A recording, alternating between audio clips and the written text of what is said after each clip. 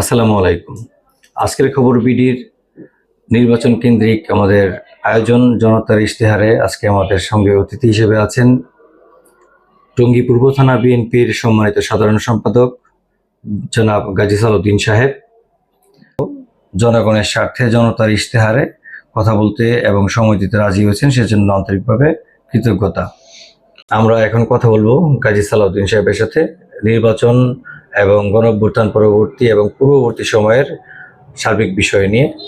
তো গাজী সালাউদ্দিন সাহেব, কেমন আছেন আপনি? ধন্যবাদ। আজকের খবর বিডি.কম জি, আমাকে কথা বলার সুযোগ করে দেওয়ার জন্য আপনাকে ধন্যবাদ। আলহামদুলিল্লাহ ভালো আছি। আপনি ভালো আছেন তো? জি, আলহামদুলিল্লাহ ভালো আছি। তো জনতার ইশতেহারের আমাদের প্রথম প্রশ্ন হচ্ছে, আমরা জানি আপনি, আপনার বাবা একজন বীর মুক্তিযোদ্ধা ছিলেন। আল্লাহ তাআলা তাকে জান্নাত নসিব করুক। তিনি কিছুদিন আগে ইন্তেকাল করেছেন। তো একটি মুক্তিযোদ্ধার সন্তান হিসেবে এবং তৎকালীন সময়ে আমরা যতটুকু জানি যে আপনি টঙ্গীর স্বনামধন্য একটি স্কুলে পড়েছেন এবং ভালো স্টুডেন্ট ছিলেন। তো সেই ক্ষেত্রে আমাদের এই তথাকথিত রাজনীতির মধ্যে না এসে এবং রাজনীতির এই ঝুঁকিপূর্ণ পেশায় না এসে আপনি অন্য পেশায় গেলে তো পারতেন, কেন রাজনীতিতে আসলেন? ধন্যবাদ আপনাকে। আমার বাবা একজন মুক্তিযোদ্ধা। 1971 সালে শহীদ রাষ্ট্রপতি জিয়াউর রহমানের সেই কালুরঘাট বেতার কেন্দ্র থেকে যে দেশ রক্ষার আহ্বান এসেছিল, যখন দেশ এবং এই জাতি তৎকালীন যারা রাষ্ট্রীয় ক্ষমতা ছিল তাদের দিক নির্দেশনায় সম্পূর্ণ হতাশায় নিমজ্জিত ছিল এবং কিংকর্তব্য বিমূঢ় হয়েছিল, তখন শহীদ রাষ্ট্রপতি জিয়াউর রহমানের আহ্বানে সারা বাংলাদেশ থেকে তরুণ যুবকরা যেভাবে দেশের স্বাধীনতার জন্য অংশগ্রহণ করে জীবন অকাতরে বিলিয়ে দিয়েছিল, সেই আহ্বানে সাড়া দিয়ে আমার বাবা গাজী আব্দুল লতিফ তখন দেশের স্বাধীনতা যুদ্ধে ঝাঁপিয়ে পড়েছিল। আমি মনে করি যে স্পিরিট থেকে আমার বাবা সহ সারা বাংলাদেশের তরুণরা যুবকরা দেশ স্বাধীনতার জন্য 1971 সালে ঝাঁপিয়ে পড়েছিল, সেই স্পিরিট সেটা কে ধারণ করেই এবং শহীদ রাষ্ট্রপতি জিয়াউর রহমানের যে দেশ গঠন এবং দেশনেত্রী বেগম খালেদা জিয়ার যে আপসীর নেতৃত্ব, সেইটিকে আমি মনে লালন করেছি ছোট থেকেই। সেই ধারণা এবং সেই বদ্ধমূল ধারণা থেকেই আমি পরবর্তীতে যখন লেখাপড়া শেষ পর্যায়ে, তখন আমি মনে করলাম যে না, দেশ গঠনে তরুণদের যুবকদের অবশ্যই এগিয়ে আসা উচিত। সেই ধারণা থেকেই আসলে পরবর্তীতে আমার রাজনীতিতে আসা, এবং আমি ছাত্রদল থেকে, টঙ্গী কলেজ থেকে, যখন ছাত্রদল থেকেই আমার রাজনীতির পথ চলা শুরু। ধন্যবাদ। আমরা দ্বিতীয় প্রশ্নে যাই। আপনার রাজনৈতিক জীবনে সবচেয়ে বড় চ্যালেঞ্জের বিষয় ছিল কোনটি এবং কিভাবে তা অতিক্রম করেছেন? আসলে আমাদের ব্যক্তিগত চ্যালেঞ্জ বলতে কিছু ছিল না। আমরা যেহেতু রাজনৈতিক কর্মী, আপনারা জানেন বিগত 17 বছর এই বাংলাদেশের জনগণের উপর একটি জগদ্দল পাথরের মতন একটি ফ্যাসিস্ট এবং একটি স্বৈরাচারী সরকার তাদের ঘাড়ের উপরে, আমাদের ঘাড়ের উপরে বসেছিল। দেশনায়ক তারেক রহমানের নেতৃত্বে সারা বাংলাদেশের এই জনগণকে সাথে নিয়ে যে চ্যালেঞ্জ ছিল এই স্বৈরাচারী সরকারকে হটিয়ে একটি, দেখেন আপনারা, রাতের ভোট দিনে হয়েছে, কখনো 154টি সিট বিনা ভোটে এমপি নির্বাচিত হয়েছে। এই যে গণতন্ত্রের কবর রচনা করেছিল বিগত সরকার, এই কবর থেকে গণতন্ত্রকে শহীদ রাষ্ট্রপতি জিয়াউর রহমানের আদর্শে গড়া দল বিএনপির ভারপ্রাপ্ত চেয়ারম্যান জনাব তারেক রহমানের নেতৃত্বে এই গণতন্ত্র পুনঃপ্রতিষ্ঠা, মানুষের ভোটের অধিকার ফিরে আনাই ছিল আসলে আমাদের মূল টার্গেট। তো সেদিক দিয়ে ইনশাল্লাহ দেশের জনগণকে সাথে নিয়ে এবং সর্বশেষ জুলাইয়ের এই 24-এর অভ্যুত্থানী আন্দোলনের মাধ্যমে সেটি উদ্ধার করা হয়েছে বলে আমি মনে করি। ধন্যবাদ। আমরা পরবর্তী প্রশ্নে যাই। বর্তমান গাজীপুর 6 আসন, সাবেক 2 আসন ছিল। নব গঠিত গাজীপুর 6 আসনে সবচেয়ে বড় সংকটগুলোর মধ্যে 3টি সমস্যা আপনি কি মনে করেন? 3টি কি সমস্যা, এবং নির্বাচিত হলে আপনি প্রথম 100 দিনের মধ্যে সে সমস্যাগুলোর সমাধানের জন্য কোন সমস্যাগুলোকে অগ্রাধিকার দিবেন? গাজীপুর, নবগঠিত গাজীপুর 6 আসন একটি শিল্পাঞ্চল এলাকা, টঙ্গী পূর্ব, টঙ্গী পশ্চিম, গাছা এবং পুবাইল থানার 39 নম্বর ওয়ার্ড নিয়ে এই আসনটি গঠিত হয়েছে। আমরা সকলেই সেটি জানা। এই আসনটিতে শিল্পাঞ্চল হওয়ায় সারা বাংলাদেশের বিভিন্ন শ্রেণী এবং বিভিন্ন ধরনের লোকের এখানে, অর্থাৎ শ্রমিক অধ্যুষিত এলাকা হিসেবে এটা পরিচিত। সেই হিসাবে আমি মনে করি যে এই এলাকা প্রচুর ঘনবসতিপূর্ণ একটি এলাকা। প্রথম সমস্যা যদি আমি মনে করি তাহলে সেটা হচ্ছে বেকারত্ব। দ্বিতীয় সমস্যা যদি মনে করি তাহলে সেটা হচ্ছে ছিনতাই এবং মাদক। এবং তৃতীয় সমস্যা হচ্ছে বিগত সরকারের অপরিকল্পিত নগরায়ন, অর্থাৎ যেটি ফ্লাইওভার করেছে। আপনারা খেয়াল করবেন, এই ফ্লাইওভার এটি ছিল টঙ্গীর জনগণের জন্য একটি অভিশাপ, এবং এই অভিশাপের কারণে আমাদের প্রচুর যানজটের শিকার আমরা টঙ্গী সহ এবং উত্তরাঞ্চলের যে কয়টি জেলা রয়েছে প্রায় 30-এর অধিক, সকলেই এই যানজটে নাকাল। এবং পাশাপাশি এই অপরিকল্পিত নগরায়নের জন্য টঙ্গীতে যে সমস্ত বড় বড় স্কুল কলেজগুলো রয়েছে, টঙ্গী সরকারি কলেজ, শফিউদ্দিন সরকারি একাডেমি, পাইলট সহ অন্যান্য স্কুলের ছাত্রীরা, শিক্ষার্থীরা প্রায় দেখবেন আপনার দুর্ঘটনার শিকার হয়। তাই আমি মনে করি যে এই 3টি সমস্যা হচ্ছে সবচেয়ে বড় সমস্যা। এবং আপনি নির্বাচিত যদি হন, এবং আমি মনে করি যে বিএনপি যদি রাষ্ট্র ক্ষমতায় যায় তাহলে অবশ্যই এখানে যাকে নমিনেশন দেওয়া হবে, আমাকে দেওয়া হোক বা অন্য কাউকে দেওয়া হোক, তারা এই সমস্যাগুলোকেই সর্বোচ্চ প্রায়োরিটি দিয়ে কাজ করবে বলে আমি বিশ্বাস করি। ধন্যবাদ। পরবর্তী প্রশ্নে যাই আমরা। দীর্ঘদিন রাজপথে আন্দোলন সংগ্রামে থেকে আসা সাধারণ কর্মীদের অসংখ্য অভিযোগের কারণ আছে, এবং তারা অভিযোগ করে থাকেন যে তারা বিগত সময় আন্দোলন করার পরেও আন্দোলনে তারা সক্রিয় ভূমিকায় ছিলেন, কিন্তু 5ই আগস্ট পরবর্তী সময়ে তারা যথাযথ মূল্যায়ন পাচ্ছেন না দলের নেতাদের কাছ থেকে। আপনি যেহেতু একটি বিএনপির মাদার সংগঠনের দায়িত্বশীল জায়গায় আছেন, সেক্ষেত্রে কর্মীদের এই মূল্যায়ন না পাওয়ার কারণটি কি মনে করেন এবং তাদের জন্য কি বলবেন? এই ক্ষেত্রে আমার বক্তব্য অত্যন্ত স্পষ্ট। দেশনায়ক জনাব তারেক রহমান বলেছেন, মিছিলের শেষের ছেলেটিও তার দলীয় পরিচয় পাবে এবং সে গর্ব করে বলতে পারবে যে আমি অমুক সংগঠনের একজন কর্মী বা সদস্য। আর আপনি যেটা বলছেন যে মূল্যায়ন, আসলে আমরা আন্দোলন সংগ্রাম করেছি বা বিএনপি আন্দোলন সংগ্রাম করেছে, দেশনায়ক তারেক রহমানের নেতৃত্বে আমরা আন্দোলন সংগ্রাম করেছি। এখানে দলের নেতা কর্মীদের মূল্যায়নের আলাদা করে কোনো বিষয় আমি দেখি না। কারণ আমাদের টার্গেট হচ্ছে, দেশনায়ক জনাব তারেক রহমানের টার্গেট হচ্ছে দেশের জনগণ, দেশের সামষ্টিক জনগণের যে উন্নয়ন, দেশের সামষ্টিক জনগণের যেই বেকারত্ব দূরীকরণ অথবা অন্যান্য সমস্যার দূরীকরণ, সেটি হলেই আমি মনে করি যে আমরা তো আমাদের দলের নেতা কর্মীরা তো নিশ্চয়ই এই দেশের জনগণের ভিতরেই, তাহলে সেই ক্ষেত্রে তাদেরও উন্নয়ন হবে বলে আমি মনে করছি এবং তাদেরও মূল্যায়ন হয়ে যাবে ইনশাআল্লাহ। ধন্যবাদ। পরবর্তী প্রশ্নে যাই। গাজীপুর একটি শিল্প এলাকা হওয়ার কারণে এখানে আপনি ইতিমধ্যে বলেছেন বেকারত্ব একটি সমস্যার কথা বলেছেন, কিন্তু নারী অধিকার উন্নয়ন এবং বেকারত্ব দূরীকরণে এই যুব সমাজের জন্য কি করা যেতে পারে এবং এই সমস্যার সমাধানের জন্য কি করবেন আপনি যদি নির্বাচিত হন? জি, অত্যন্ত সুন্দর এবং চমৎকার একটি প্রশ্ন করেছেন। আমি মনে করি যে বাংলাদেশের মোট জনসংখ্যার অর্ধেকের বেশি নারী ভোটার এবং নারী জনসংখ্যা। অতএব নারীদেরকে বাদ দিয়ে বাংলাদেশের যে উন্নয়ন সেটি আশা করা যায় না। এবং এই জিনিসটি সর্বপ্রথম অনুভব করেছিলেন আমাদের দলের প্রতিষ্ঠাতা শহীদ রাষ্ট্রপতি জিয়াউর রহমান। সেই ক্ষেত্রে তিনি সর্বপ্রথম বাংলাদেশে গার্মেন্টস সেক্টর প্রতিষ্ঠা করেন এবং নারীর ক্ষমতায়ন অথবা নারীদের যে হাত, সেই হাতকে কর্মীর হাত হিসেবে সৃষ্টি করার জন্য তিনি গার্মেন্টস সেক্টরে এই নারীদেরকে সেখানে কর্মসংস্থানের সৃষ্টি করে দেন। তো অবশ্যই নারীদের ক্ষমতায়ন অথবা নারীদেরকে কর্মী বান্ধব হিসেবে আরো সুযোগ সৃষ্টি করে দেওয়ার জন্য দেশনায়ক তারেক রহমান, আমাদের দল বিএনপি 31 দফার ভিতরে সুনির্দিষ্ট আকারে আপনার কর্মসূচি দিয়েছে। সেখানে সেই অনুসারে বিএনপি রাষ্ট্রীয় ক্ষমতায় গেলে সেভাবেই পদক্ষেপ নেওয়া হবে বলে আমি মনে করি। আলাদা এখানে কোনো দেখার বিষয় নেই। ধন্যবাদ। গাজীপুর 6 আসনে শিক্ষা এবং স্বাস্থ্য খাতের উন্নয়নে আপনার বিশেষ উদ্যোগ কি হবে? আসলে এটিও একটি অত্যন্ত গুরুত্বপূর্ণ প্রশ্ন। স্বাস্থ্য এবং শিক্ষা খাত।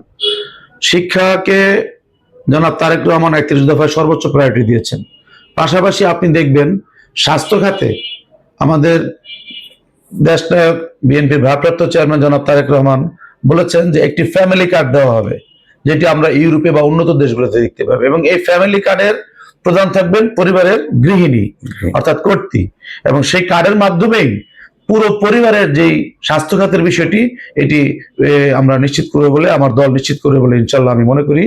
পাশাপাশি শিক্ষা খাতেও অত্যন্ত সুযোগ্য সুদূর প্রসারী চিন্তা ভাবনা বিএনপির রয়েছে। আর ব্যক্তিগত পর্যায়ে যদি আমি বলেন তাহলে আমি ছোট্ট একটি প্রয়াসের কথা বলতে পারি।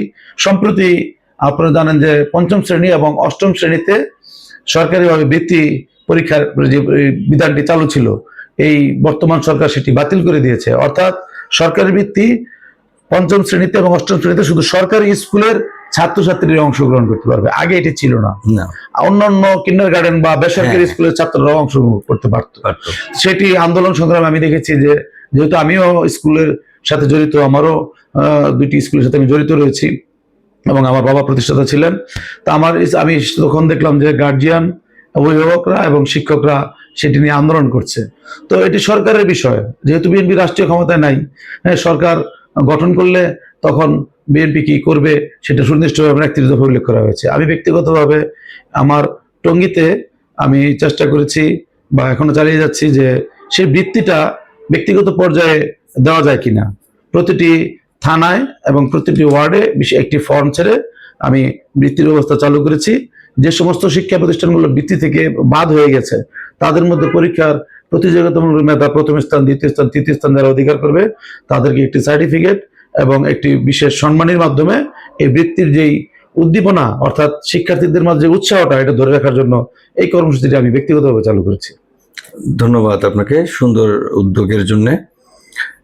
পরবর্তী প্রশ্নে আমরা বলতে চাই, 5ই আগস্ট পরবর্তী সময়ে আমরা দেখেছি যে বিএনপি বিভিন্ন অঙ্গ সংগঠনের মধ্যে দলীয় ঐক্য বিনষ্ট হয়েছে, সংগঠন আগের চাইতে অনেক দুর্বল হয়েছে, বিভিন্ন আলোচনা সমালোচনা মিডিয়াতে আছে এবং রাজনৈতিক অঙ্গনেও আছে এবং অন্যান্য রাজনৈতিক দলের মধ্যে সমালোচনা আছে। তো দলীয় ঐক্য সংগঠনকে শক্তিশালী করা এবং দলীয় অনুপ্রবেশ ঠেকাতে আপনি কি করবেন? এটি আমাদের দলের ভারপ্রাপ্ত চেয়ারম্যান এবং দলের কেন্দ্রীয় নেতৃবৃন্দ 5ই আগস্টের পর থেকে বারবার দিক নির্দেশনা আমাদেরকে দিয়েছেন। এবং আপনারা জানেন বিএনপি একটি বৃহৎ দল, এখানে নানান ধরনের নানান মতের লোকজন সংগঠনের সাথে জড়িত, এক একজনের এক এক রকম চিন্তা ভাবনা থাকাটাই স্বাভাবিক। সেক্ষেত্রে দলের নীতি এবং আদর্শের পরিপন্থী এবং জনগণের স্বার্থ সংশ্লিষ্ট বিরোধী এই ধরনের কোনো কার্যকলাপে যে সমস্ত নেতা কর্মী অথবা দলের পরিচয় দেওয়া দানকারী যারা জড়িত রয়েছেন, সারা বাংলাদেশে আমাদের দল থেকে তাদের বিরুদ্ধে ব্যবস্থা নেওয়া হচ্ছে। শুধু ব্যবস্থাই না, শুধু বহিষ্কারই না, বহিষ্কারের পরে অনেক জায়গায় তাদেরকে প্রশাসনকে অনুরোধ জানানো হচ্ছে তাদেরকে গ্রেফতার করার জন্য, এবং এরকম হয়েছেও কিছু কিছু জায়গায় সারা দেশেই। তো আমি বলবো এতটুকুই।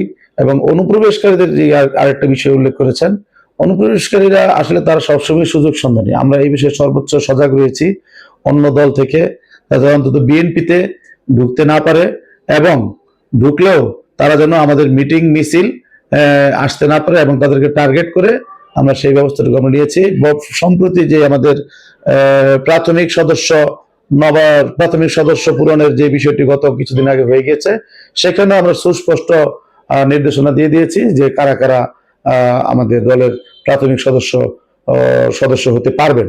এবং সেক্ষেত্রে আমরা আওয়ামী লীগের যারা মামলা রয়েছে বা বিতর্কিত এই টাইপের লোকজনকে আমরা একেবারেই এই তালিকা থেকে বাতিল করে রেখেছি ইনশাল্লাহ। স্পষ্ট, ধন্যবাদ। পরবর্তী যে প্রশ্নটি করতে চাই এবং যে প্রশ্নটি অনেক আবেগের জায়গা জুড়ে এবং অনেকটা এই একটা বছর, বিগত 1 বছর জুলাই আন্দোলন পরবর্তী সময়ে যেই ভূমিকা না বললেই নয়, জুলাই গণঅভ্যুত্থানের পর যারা জুলাই যোদ্ধা আছেন এবং তরুণ প্রজন্মের যারা আছেন, তাদের কি আকাঙ্ক্ষা আছে বলে আপনি মনে করেন এবং তাদের এই আকাঙ্ক্ষা পূরণে আপনি কেমন জনপ্রতিনিধি হতে চান সে বিষয়ে একটি সুস্পষ্ট ধারণা দিবেন। ধন্যবাদ।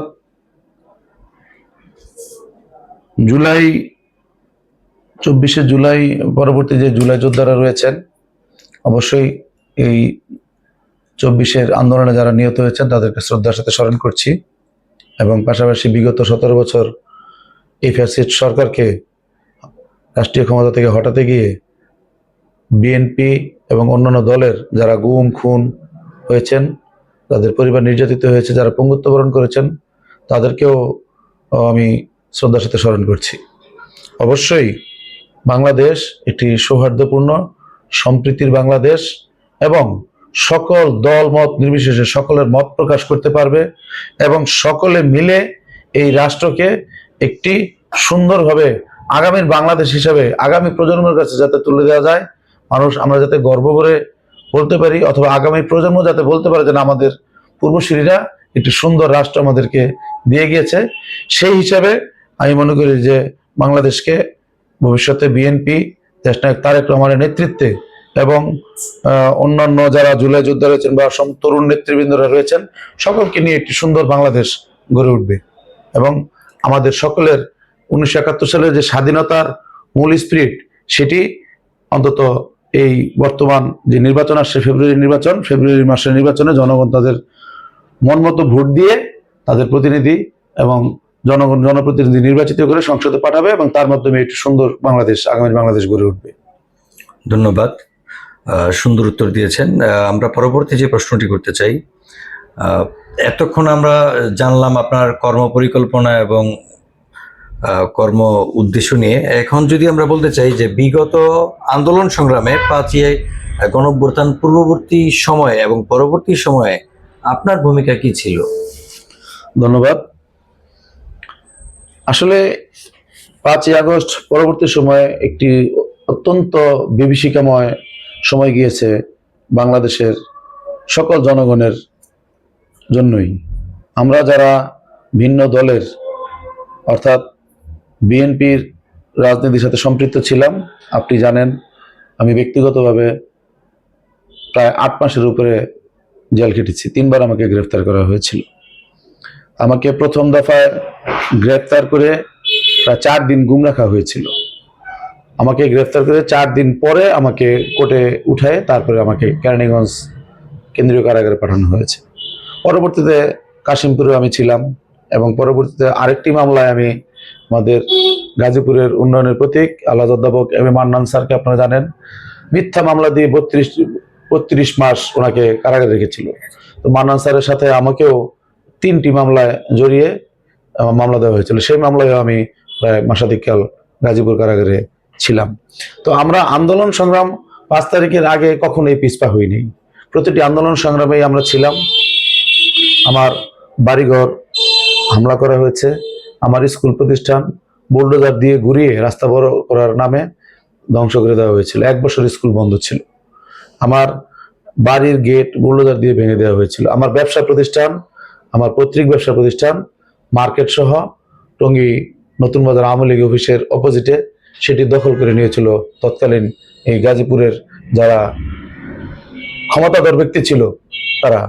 তো 5 তারিখের পরে আলহামদুলিল্লাহ আমরা সারা বাংলাদেশের জনগণ সেই বিভীষিকাময় পরিবেশ থেকে আমরা উত্তরণ ঘটেছে বলে আমি মনে করি। আর 5 তারিখের পরবর্তী সময়ে যখন একটি দেশ এই রাষ্ট্রীয় ক্ষমতা থেকে শেখ হাসিনা সরকার বিতাড়িত হয়, তখন সারা বাংলাদেশে তারা 17 বছর রাষ্ট্রীয় ক্ষমতা ছিল, তাদের সব জায়গাতেই তাদের প্রেতাত্মারা ঘাপটি মেরে বসেছিল। তো 5 তারিখের পরে তখন আমরা বিশেষ করে পুলিশ প্রশাসন যেখানে নিষ্ক্রিয় ছিল, পুলিশ এবং অন্যান্য সংস্থার লোকজন ছাত্রদেরকে হত্যা করেছে, তারা তখন কিন্তু ল অ্যান্ড ফোর্স এজেন্সি তখন কাজ করে নাই। আর তারা আমাদেরকে হেল্প চাওয়ার পরে আমরা তাদেরকে থানায়, আমাদের স্বেচ্ছাসেবক ছাত্রদল যুবদল সকলকে নিয়ে আমরা থানা পাহারাদার ব্যবস্থা করেছি। পাশাপাশি আরেকটা খেয়াল করবেন যে বাংলাদেশের বর্তমান চালিকা শক্তি হচ্ছে ইন্ডাস্ট্রিয়ালিস্ট, অর্থাৎ গার্মেন্টস ফ্যাক্টরি, বিভিন্ন শিল্প প্রতিষ্ঠান। এই খাতে আওয়ামী লীগ সরকার, পতিত আওয়ামী লীগ সরকার আপনার অরাজকতা তৈরি করার জন্য নানা ধরনের কূটকৌশল তারা করেছে।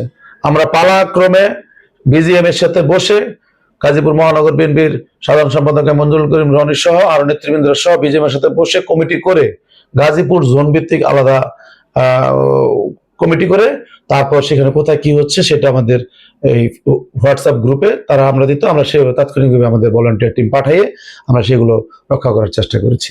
তো এরপরে দেখবেন আপনার হিন্দুদের একটা ইস্যু আছে, জি, হিন্দুদেরকে এই আওয়ামী লীগ সরকার সবসময় ব্যবহার করেছে। যখন তারা এই 5ই আগস্টের পরে ক্ষমতা ছেড়ে পালিয়ে গেল দেশ ছেড়ে, তখন তারা টার্গেট করেছিল হিন্দুদেরকে, হিন্দুদের দুর্গাপূজা বিভিন্ন পূজা তারা কেউ আক্রমণ করবে এবং এই তারা বিভিন্ন ভাবে তারা ভিডিও বানিয়ে বিভিন্ন দেশে প্রচার করবে যে এই যে এখন হিন্দুদের উপর সংখ্যালঘুর একটা ইস্যু দাঁড়া করাবে। দেশনায়ক তারেক রহমানের নেতৃত্বে আমরা এই ইন্ডাস্ট্রিয়ালিস্ট সেক্টর বলেন, ল এনফোর্স এজেন্সি বলেন এবং এই যে সমস্ত হিন্দু ভাইরা ছিল তারাও আমাদের সমাজেরই অংশ বলে আমরা মনে করি, তাদের নিরাপত্তা বলেন স্বেচ্ছাসেবক টিম দিয়ে আমরা এগুলো পাহারা দেওয়ার ব্যবস্থা করছি। বর্তমানে এই কিছুদিন আগে দুর্গা পূজা গেছে, সেখানেও আমরা দেশনায়ক তারেক রহমানের নির্দেশক্রমে তাদের সাথে ছিলাম, তাদের আর্থিক দেশনায়ক তারেক রহমানের পক্ষ থেকে আর্থিক অনুদান আমরা দিয়েছি। তো আমরা 5ই আগস্টের পরে বিভিন্ন ধরনের সমস্ত সামাজিক কর্মকাণ্ড আমরা চালিয়ে গেছি। এখন আমাদের ছাত্র দল, আমার সাথে আমার টঙ্গী পূর্ব থানা ছাত্র দল, যুব দল, স্বেচ্ছাসেবক দল, ওলামা দল, কৃষক দল, তাঁতি দল, মহিলা দল সবাইকে নিয়ে দেশনায়ক তারেক রহমানের নেতৃত্বে আমরা এখনো ঐক্যবদ্ধ আছি, কারণ তিনি বলেছেন ঐক্য ঐক্য এবং ঐক্যই পারে আমাদের দলকে ইনশাল্লাহ আগামী দিনের একটি কাঙ্ক্ষিত জায়গায় নিয়ে যাওয়ার জন্য, যারা সারা বাংলাদেশের জনগণের আশা আকাঙ্ক্ষা পূরণে আমরা দেশনায়ক তারেক রহমানকে সামনে নেতৃত্ব দিয়ে এগিয়ে নিয়ে যাবে ইনশাল্লাহ বাংলাদেশকে। ধন্যবাদ। অনেকগুলো প্রশ্ন উত্তর দিয়েছেন, আপনার অনেক মূল্যবান সময় নষ্ট করলাম। তো সর্বশেষে গাজীপুর 6 আসনে সাধারণ জনগণের উদ্দেশ্যে আপনি এক লাইনে যদি আপনার বার্তা দিতেন। গাজীপুর 6 আসন টঙ্গী পূর্ব, পশ্চিম, গাছা এবং পুবাইলের 39 নম্বর ওয়ার্ডের জনগণের প্রতি আমার একটাই বার্তা থাকবে যে 1971 সাল বলেন, 1971, 1990 এবং বর্তমান 2024 তরুণরাই নেতৃত্ব দিয়েছিল। তরুণরাই পারবে আগামী বাংলাদেশ নির্মাণ করতে।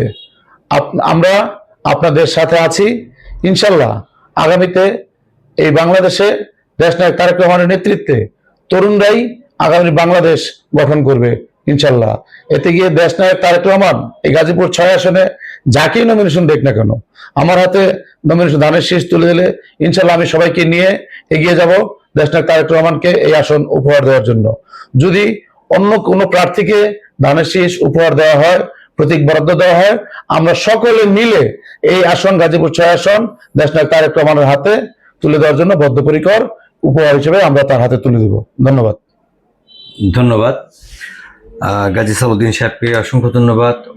উনি মূল্যবান কথা বলেছেন এবং তার মূল্যবান সময় দিয়েছেন আমাদেরকে। পরবর্তীতে আমরা আমাদের গাজীপুর 6 আসনে যেহেতু একাধিক প্রার্থী রয়েছে বাংলাদেশ জাতীয়তাবাদী দল বিএনপি থেকে, পরবর্তীতে আপনারা কার মতামত জানতে চান জনতার ইশতেহারে মতামত জানাবেন, আমরা অবশ্যই তার সাথে কথা বলার জন্য চেষ্টা করব এবং তার ভিশন এবং মিশন নিয়ে গাজীপুর 6 আসনের পরিকল্পনা নিয়ে কি জানতে চান আমরা আপনাদেরকে জানানোর চেষ্টা করব। ধন্যবাদ। আসসালামু আলাইকুম। ধন্যবাদ আপনাকেও। আসসালামু আলাইকুম। তো গাজী সালাউদ্দিন সাহেব, আপনি অনেকগুলো প্রশ্নের সুন্দর উত্তর দিয়েছেন এবং স্পষ্ট উত্তর দিয়েছেন।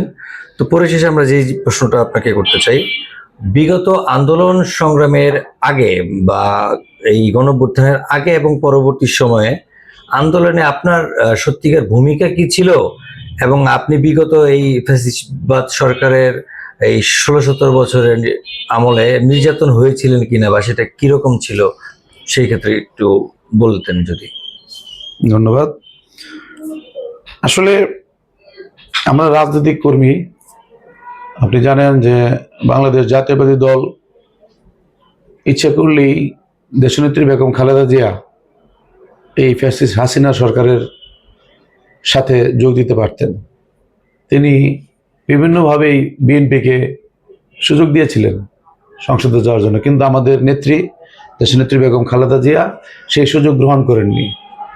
তিনি বারবার বলেছেন এদেশের মানুষের ভোটের অধিকার এবং মানুষের কথা বলার অধিকার, মৌলিক যে সমস্ত অধিকার, গণতন্ত্র ফিরিয়ে দিতে হবে। এবং সেই ধারাবাহিকতা থেকে দেশনায়ক তারেক রহমানের নেতৃত্বে বিগত 17 বছর আমরা আন্দোলন সংগ্রামে মাঠে ছিলাম। আমি ব্যক্তিগতভাবে 17টি মামলার আসামি ছিলাম। এর মধ্যে আমি 3বার কারাবরণ করেছি।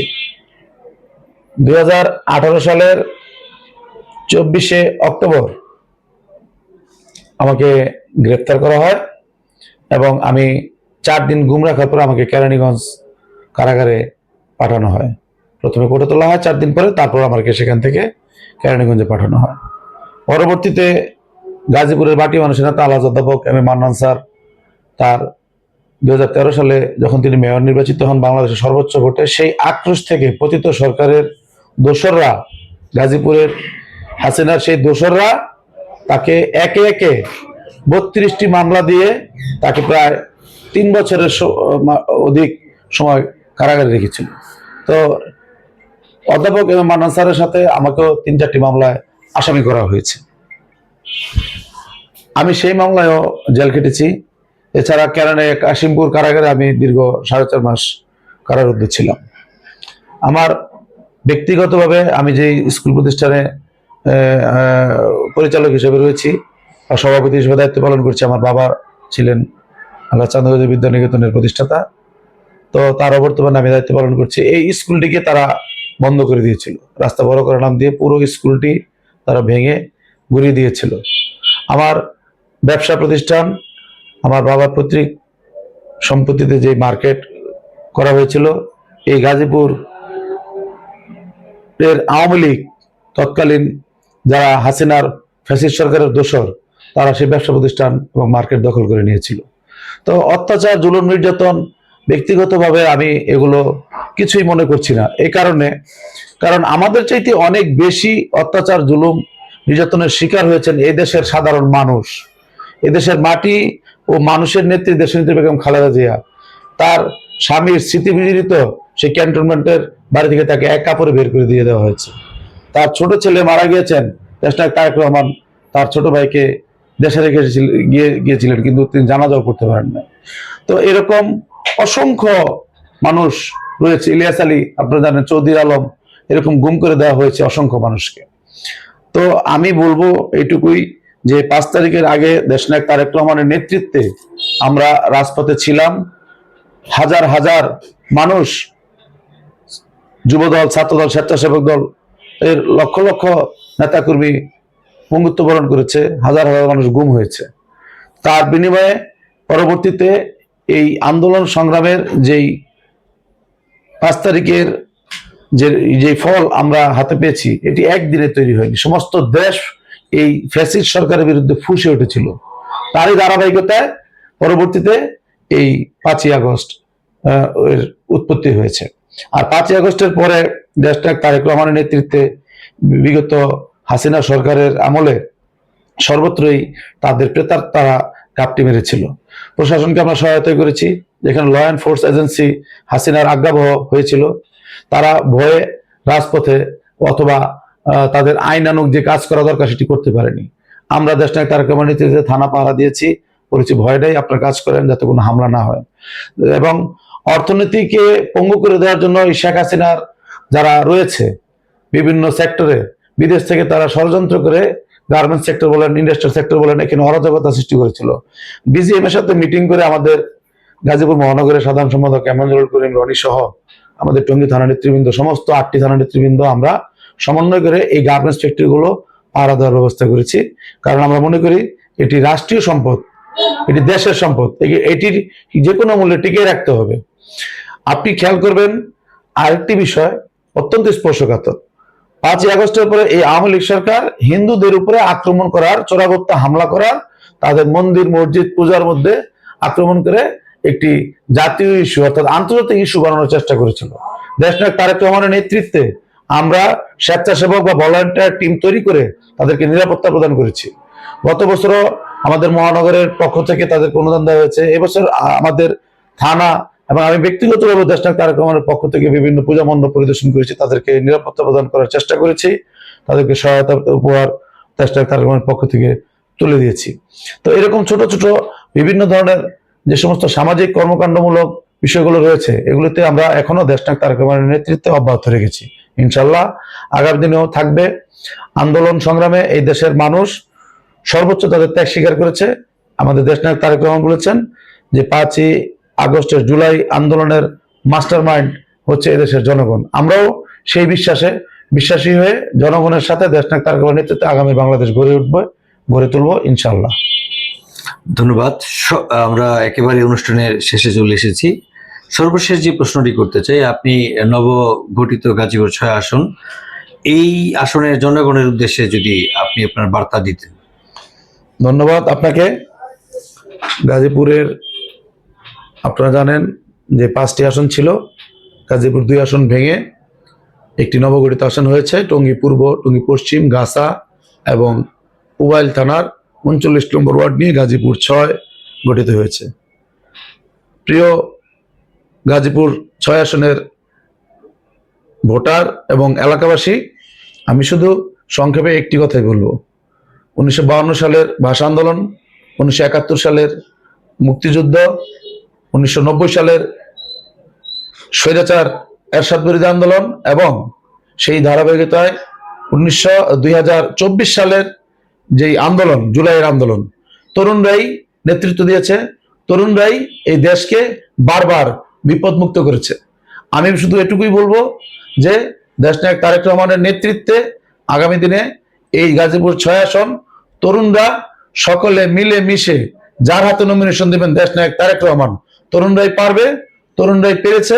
আগামী দিনে এই বাংলাদেশ দেশনায়ক তারেক রহমানের হাতকে শক্তিশালী করে আপনাদের কাঙ্ক্ষিত গাজীপুর 6 ইনশাল্লাহ আমরা গড়ে তুলব। দেশনায়ক তারেক রহমান যার হাতে ধানের শীষ তুলে দেবেন, তার সাথে মিলে আমরা এই গাজীপুর 6 আসন তাকে উপহার হিসেবে দিতে পারবো বলে আমরা প্রতিজ্ঞাবদ্ধ এবং প্রতিশ্রুতিবদ্ধ। ধন্যবাদ সকলকে। কেটে দেন।